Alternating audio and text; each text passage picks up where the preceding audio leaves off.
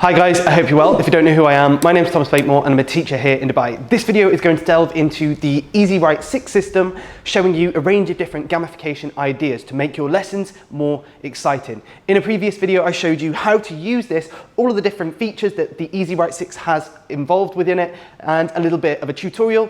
Today's video is not so much a tutorial, but more of an opportunity to delve into the ways that you can use this to make your lessons more exciting. EZWrite 6 is free when you register in the link that I will post in my description, so go and check that out once you've seen this video and gained a range of different ideas. So gamification. Gamification is a big word, but essentially all it means is that you're going to engage more children through turning lessons into games. The EZWrite 6 system has a range of different features available which can help you with that. Now there's many different features available here, but the ones I'm going to be going on about today are the ones in this section here.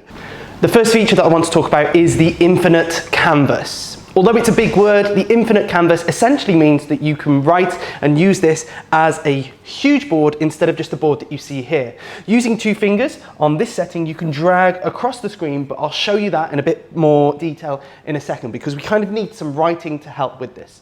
Now, with the infinite canvas, one of the ways that you can use this is by having words on the board and then for children to go away and think of specific words that are associated to that word. It could also be a picture, whether that is drawn or pulled from the internet. So I'm going to start off actually with a face. Okay, now I'd get my children to go away and think of all the different emotions or words that they could think of to do with this picture here. So they go away, have a bit of time to go and think about those different things. After that, the children would then share their ideas with me in a collaborative way, and we would then be able to write those down on the board. So from here, I can then use my two fingers to then start to drag that around the board. And you can see I've brought that down and I can bring it back in shot. So I might have a range of different words already on the boards where the children can discover more words, or I can start to write those down here. So that was a happy face. And you can then have other words associated with that picture that the children then go and navigate towards there too. So we've got happy there. We could then zoom into that and then perhaps come up with other ideas. And then we can really start to brain dump a range of different ideas by using this infinite canvas. But what I like is that you're not just restricted by that one specific page. We can really use this as a wider tool to support with learning. From there, I wanted to delve into one of my favorite features that is available on the EZWrite 6 board, and that is the one I showed you earlier. And we go into the box. From there, we tap on this. You have the choice of whether you want to split it 2 ways or 3 ways. Personally, straight away, I'm going to go for 2. I will show you 3 in a second and how that can be used. So now what that means is that as someone's writing on this side, they can't write on the other side unless they are writing. And that opens up a scope for a range of different games, which makes it quite exciting. From here, what I would then look at doing is the game Pictionary. Pictionary is where you draw pictures this side and then the words that side. It doesn't really matter which side it is, but this is a great way of using Pictionary because you can have 2 other children on each side. Now it could be that one side is here doing their own version of Pictionary with one team and then another team is here, or you could have it where one team is sharing different pictures that they can draw and then the other children are thinking of what those things are. So here we go. This is where my artistic skills are tested. So here we're going to draw a You can imagine that the children are going to shout a range of different animals out. And this is my, and then that's an awful whisker. You can imagine that then the other side are starting to think, right, is it a dog? Is it a cat? Right, yes, it is a cat, tick. So then we move on to the next one. And then the children can then start to rub those out and then move on to the next different idea. So then from there, we can then look at the 3-way split because we've got a range of different ways that we can think of using that 3-way split to support learning in a gamified way. From there, we're going to delve into 3-way split. This is the one where I thought of lots of different ways of using it. So again, we'll tap into this and go onto 3-way split, and this is going to open up into 3 ways. So again, you can't write on that other side. And you can imagine now you've got 3 lovely little children who are then going to share their ideas on these 3 screens. Now, What I thought of on the screen at the moment, you'll be able to see a range of different rocks. Now, with my year 3s at the moment, we're doing rock classification. So you'll be looking at metamorphic, sedimentary, and igneous. I still remember it. From there, the children can then look at gamifying their learning. Instead of just doing that on their books or something along those lines, we can have different teams. And each table would have a set of different rocks as an example, or something along those lines. It could be you're doing word classification. So you give children a bunch of different words and they have to figure out whether it's an adjective, a verb, or a noun.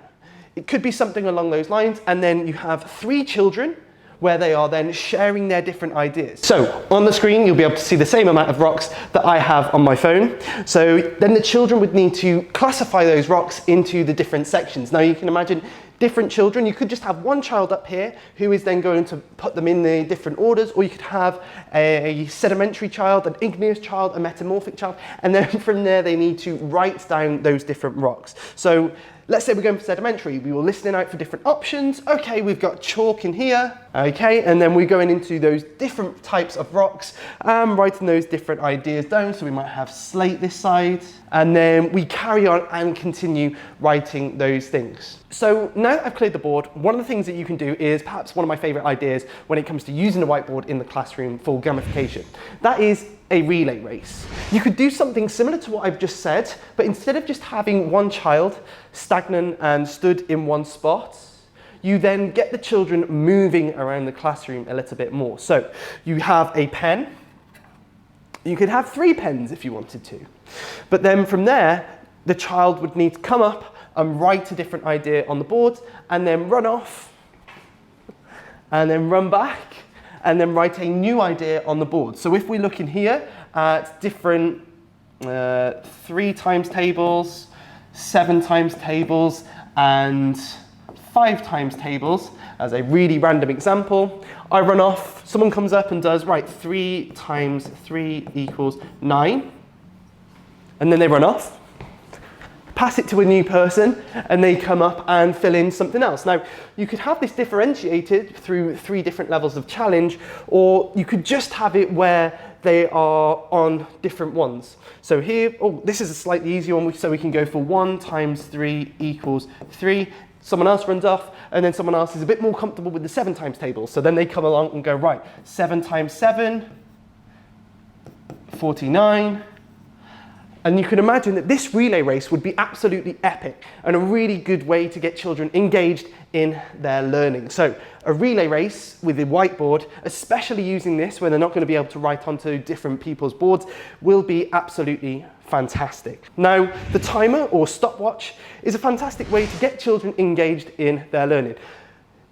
To use this, you could simply get children to have a go at writing down as many different ideas for something as they can, or to get children to get to an X amount. So let's say you've got to do 20 questions in a certain amount of times. Your time starts now. Now, one of the things that's a really good benefit is that this doesn't just have to stay on the screen like this.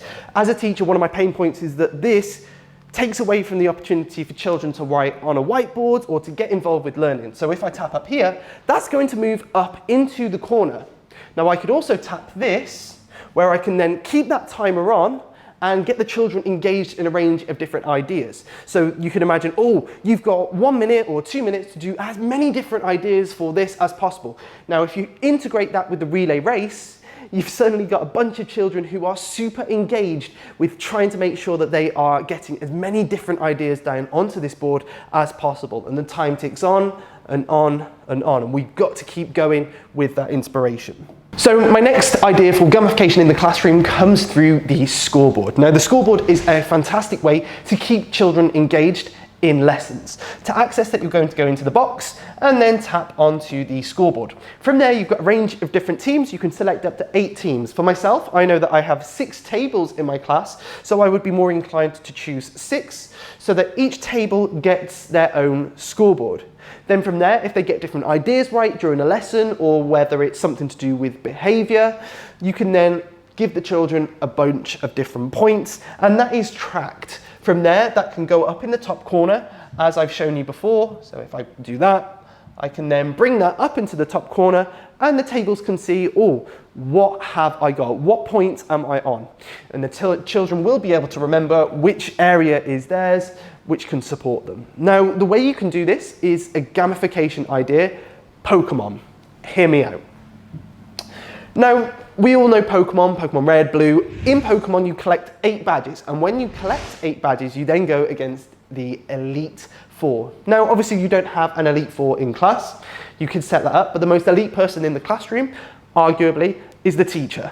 So then from there, when the children have collected 8 badges as a table, that table might then be able to go against the teacher. So going back to what we were saying with rocks, let's say the children have been able to classify rocks really well and they've gained 8 points for being able to collect those different rock types very well.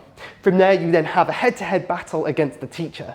Or it could be something along the lines of the team that was the most competent throughout the day goes against the teacher.